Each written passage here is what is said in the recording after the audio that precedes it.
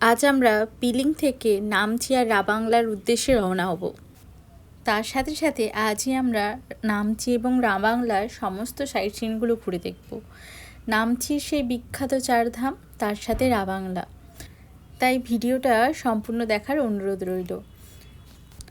পাহাড়ের অপরূপ সৌন্দর্য আমাদের বারবার টেনে নিয়ে যায় পাহাড়ে।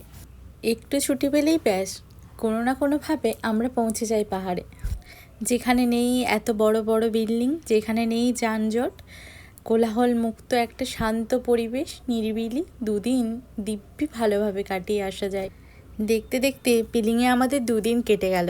আজ তৃতীয় সকাল, আর আজ ঘুম থেকে উঠেই কাঞ্চনজঙ্ঘার এত সুন্দর একটা ভিউ দেখতে পাবো সেটা কল্পনা করিনি। এভরিওয়ান, তো আজকে আমাদের পিলিংয়ের লাস্ট সকাল। তো ঘুম থেকে উঠে ভগবানের কৃপাতে এত সুন্দর একটা ভিউ দেখতে পাবো ভাবতে পারিনি। কারণ কালকে যখন সকালবেলা থেকে অনেক ট্রাই করেছি, সেই 5টা থেকে উঠে সারা দিন আমরা কিন্তু কাঞ্চনজঙ্ঘাকে দেখতে পাইনি। আজ সকালবেলা উঠে যেদিন চলে যাব সেদিন ভিউটা এতটা সুন্দর, আর কথায় বলে না ঠাকুর আছে, তো সেটাই প্রুভ হলো।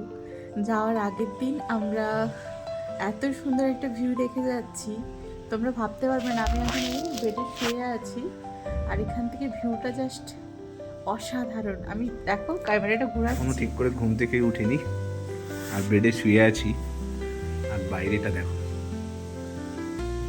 Just awesome. লোকে বলে পাহাড় খুব সুন্দর, পাহাড়ের বিউটি, ন্যাচারাল বিউটি সেটা অসাধারণ।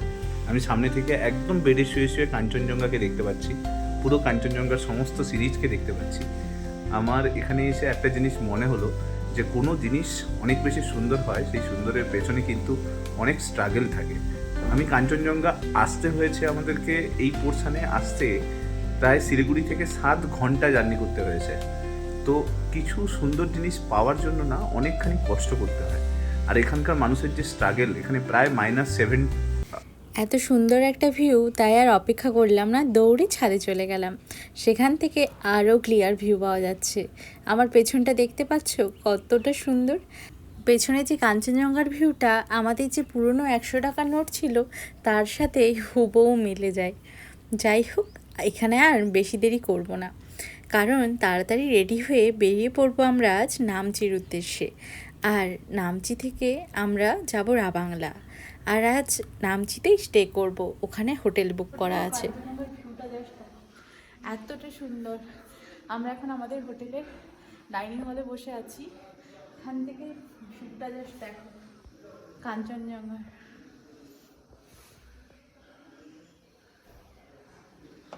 এটা পুরোটা কাঞ্চনজঙ্ঘা।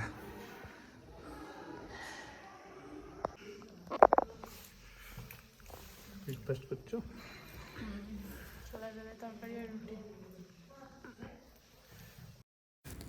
ব্রেকফাস্ট করে হোটেল থেকে চেক আউট করে নিলাম। আর যাওয়ার পথেই একটা মনিস্ট্রি আছে, আর সেখানেই আমরা আজকে যাব প্রথম। আমরা এখন এসছি পামিয়াংদে মনেস্ট্রি। সকাল সকাল ঘুম থেকে উঠে মনেস্ট্রিতে চলে এসেছি। আজকে মনেস্ট্রিতে এখানে কেউ একজন মারা গেছে, আর ওই দিকটায় কাঞ্চনজঙ্ঘা দেখা যাচ্ছে, ওই দিকটায়। জাস্ট একবার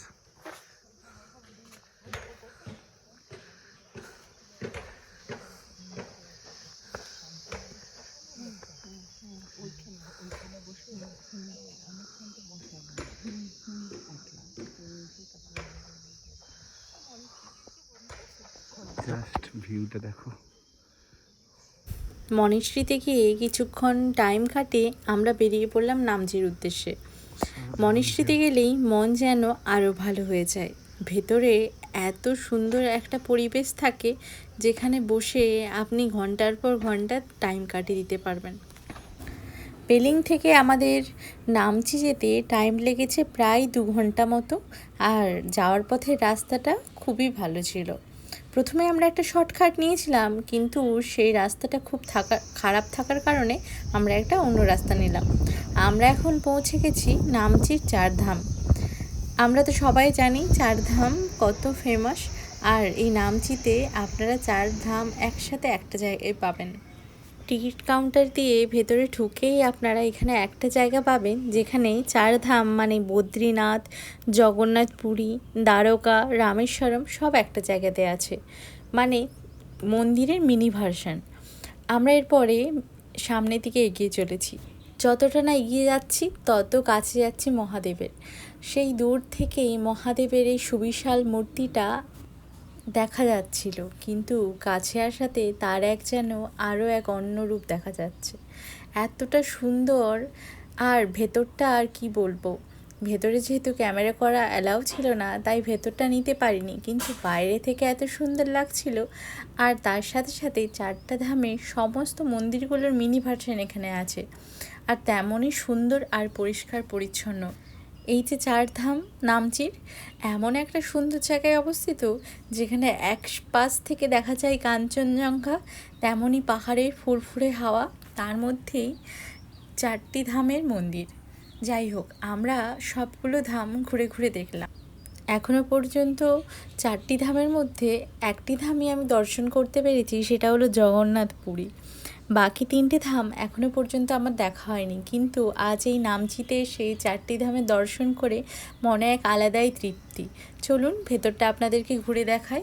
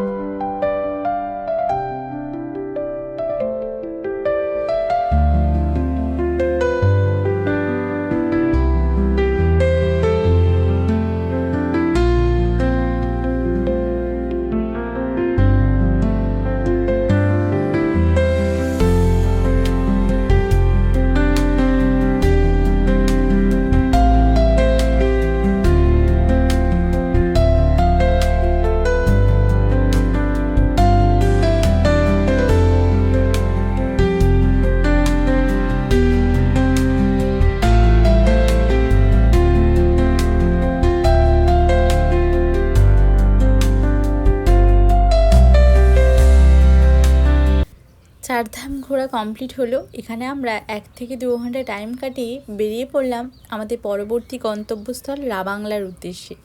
নামচি থেকে রাবাংলা প্রায় 1.5 ঘন্টা তাই আর দেরি করব না।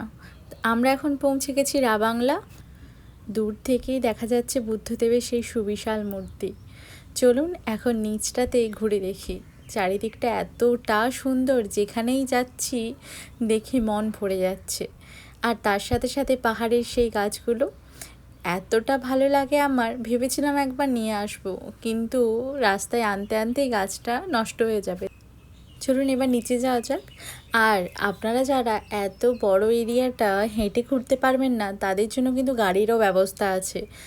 এখানে আপনারা পয়সা দিয়ে গাড়ি বুক করে পুরো মন্দিরটা আর তার আশেপাশে পার্কটা ঘুরে দেখতে পারেন।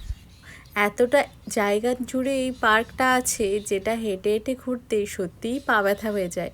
আমাদের জন্য ঠিক আছে, কিন্তু যারা বয়স্ক তাদের জন্য গাড়ির ব্যবস্থাও আছে। এরপর আমরা যাচ্ছি টেমি টি গার্ডেন। এই টেমি টি গার্ডেন আজ আমাদের অন্তিম গন্তব্যস্থল, কারণ এরপরে আমরা ফিরে যাব আমাদের হোটেল নামচিতে। নামচি থেকে যেহেতু শিলিগুড়িটা কাছাকাছি হয়, তাই আমরা নামচিতেই আমাদের হোটেলটা বুক করেছি। আর আমরা এখন পৌঁছে গেছি টেমি টি গার্ডেনে। এখানে চা বাগান এতটা বিশাল, আর তার সাথে সাথে মাঝে মাঝে এই পিঙ্ক কালারের ফুলগুলো এত সুন্দর লাগছিল। আর তার সাথেই নিচে একটা লোকাল ফেস্টিভ্যালও চলছিল, যেখানে অনেক লোকাল ফুড অ্যাভেলেবেল ছিল। আপনারা চাইলে ওখানে গেলে লোকাল ফুডও ট্রাই করতে পারেন। চলুন চারিদিকটা আপনাদেরকে ঘুরে দেখায়। যত দূর চোখ যায় তত দূরই চা বাগান, পাহাড়ের ঢালে ঢালে পুরোটাই চা বাগান। কি কেমন লাগছে?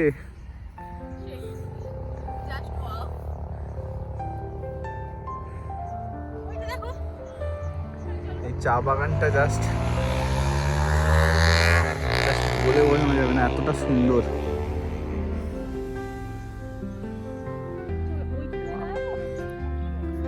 এই দেখো, টি গার্ডেনের ভেতর দিয়ে নামছি, আলাদাই লাগছে এই টি গার্ডেনটা।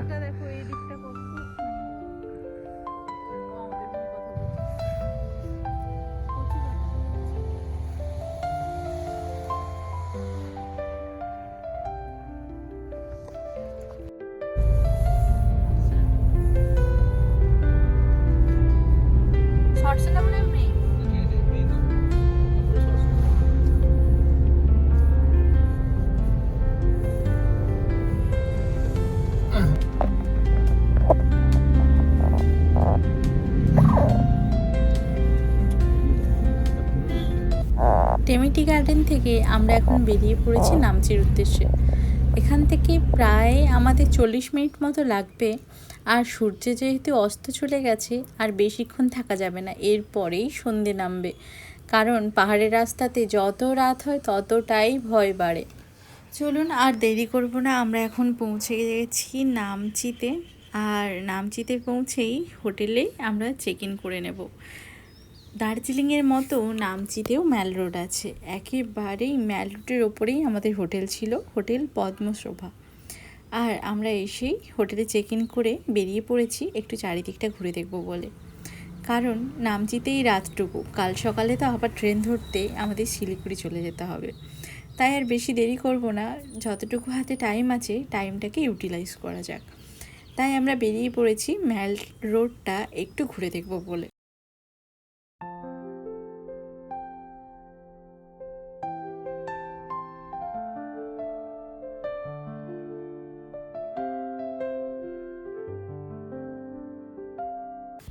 চারিদিকে খাবারের সন্ধানে ঘুরে দেখার পর তারপরে দেখলাম আমরা যে হোটেলে স্টে করেছি, হোটেল পদ্মশোভা, তার নিচেই যে রেস্টুরেন্টটা আছে সেটাই এখানের ফেমাস। মানে এখানে যত লোক আছে সবাই যেন ওই রেস্টুরেন্টেই বসে আছে। গুগলে রেটিংও দেখলাম যথেষ্ট ভালো। নামচির পাশেই একটা মন্দির ছিল, তাই সেই মন্দিরে গিয়ে একবার দেখে এলাম। ভেতরটা এত সুন্দর, হাতের কাজ, আর এতটা সুন্দর, তার থেকেও যেটা ভালো জিনিস, পুরো মন্দিরটাই ফুল গাছ দিয়ে ভরা। এটা ছিল হনুমানজির মন্দির। মন্দির থেকে ফিরে আমরা চলে এলাম সেই রেস্টুরেন্টে, মানে আমাদের হোটেলের সাথে অ্যাটাচ রেস্টুরেন্ট। রাতের ডিনারটা আমাদের হোটেলের তরফ থেকেই দেওয়া হবে, তাই এখন হালকা কিছু খেয়ে নেব, তারপরেই ঘুমিয়ে যাব, সকালে আবার বেরোতে হবে। ঘুম যখন ভাঙলো তখন বেরিয়ে দেখি এখানে ইউনিটি ডে সেলিব্রেশন হচ্ছে। দেখতেই পাচ্ছ, আমাদের স্কুলে যেমন আমরা লাইন দিয়ে সবাই যে কোনো ডে সেলিব্রেট করি, তেমনই এখানেও কিন্তু সেলিব্রেশন হয়। আর দেখো এখানে একটা সেলিব্রেশনে কত সবাই মিলে সবাই কিন্তু ইনভলভ হয়।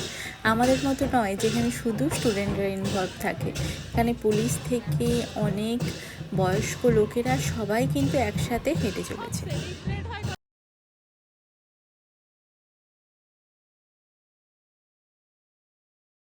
আমাদের হাতে যেহেতু বেশি সময় ছিল না, তাই আর দেরি করলাম না, বেরিয়ে পড়লাম শিলিগুড়ির উদ্দেশ্যে। ড্রাইভার দাদা চলে এসেছিল, তাই আর লেট করলাম না, সকালে ব্রেকফাস্ট করেই বেরিয়ে পড়েছি। শিলিগুড়ি যেতে এখান থেকে প্রায় আমাদের 2.5 ঘন্টা মতো লাগবে। আর রাস্তায় জ্যাম থাকলে তো কথা নেই। পাহাড় থেকে দিনে দিনে শিলিগুড়ি পৌঁছাতে পারলেই শান্তি। শিলিগুড়ি থেকে আমাদের ট্রেন রয়েছে কাঞ্চনকন্যা এক্সপ্রেস। হাতে অনেক সময়, কিন্তু শিলিগুড়িতে গিয়েই অপেক্ষা করতে হবে। রাস্তায় যাওয়ার পথে আবার সেই তিস্তার ধ্বংসাত্মক রূপ আমাদের চোখে পড়ল। কয়েকদিন আগেই যেহেতু তিস্তা নদীতে বন্যা হয়েছিল, তাই এখনও রাস্তার মেরামতির কাজ চলছে। যাই হোক, আমরা এখন স্টেশনে পৌঁছে গেছি আর আমাদের ট্রেনও চলে এসেছে। ট্রেনে খাবো বলেই রুটি তরকারি স্টেশন থেকেই আমরা প্যাক করে নিয়েছিলাম, যেহেতু পৌঁছাতে আমাদের কাল সকাল হয়ে যাবে। জানি না আর কোনো দিনও পেলিং রাবাংলা নামচি আসতে পারবো কি না, কিন্তু একটা কথা বলবো, এত টাকা দিয়ে এত দূর এত জার্নি করে এসে আমাদের ঘোরাঘুরি কিন্তু সার্থক হয়েছে।